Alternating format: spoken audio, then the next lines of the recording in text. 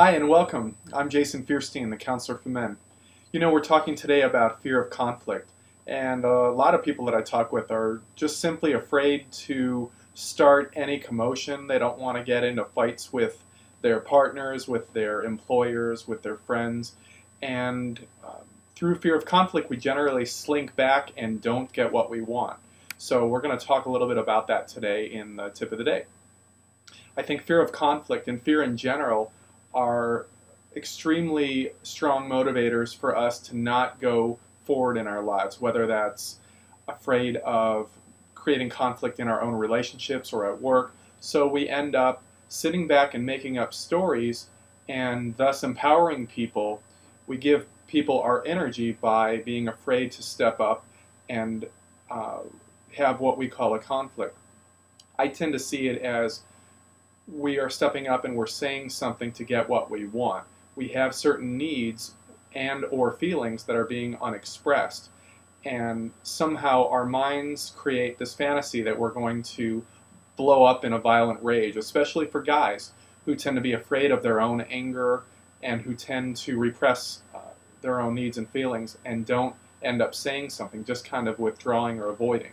So I don't want you to do that, but I want you to consider that instead of conflict, these are simply needs and feelings that are going unexpressed. So by expressing those things in a calm way, in a way that will open up the conversation as opposed to shut it down, when you start to attack people or criticize people or judge people, people are naturally going to shrink. They're going to not listen to what you say, and you're not going to get what you want. The chances for success are quite low. So speaking your needs and feelings, especially if you feel upset or angry, it's okay to own those things, to say, I feel really upset or I feel angry about this situation. I need this to change in X, Y, or Z way. I think is perfectly acceptable.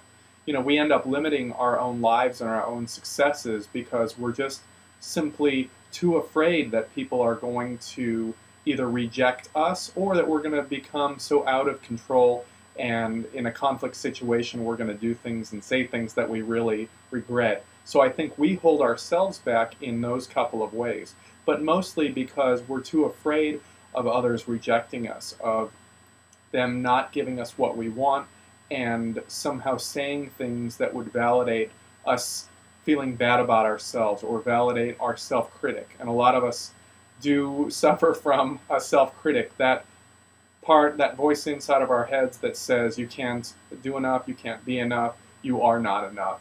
So we end up giving power over to people by being afraid of conflict, by not stepping up and making up assumptions and fantasies about what people are really thinking. So understanding those dynamics as related to being afraid of conflict, I think, are really important in just naming the problem and then trying to choose a different way to do it, because we have a lot of potential that's untapped, whether it's in our own intimate relationships, whether it's on the job, whether it's in our friendships, or whether it's just with people in general, maybe even family too, which is a prime source of conflict. So I want you to consider these things the next time you feel too afraid to step up and say something to someone.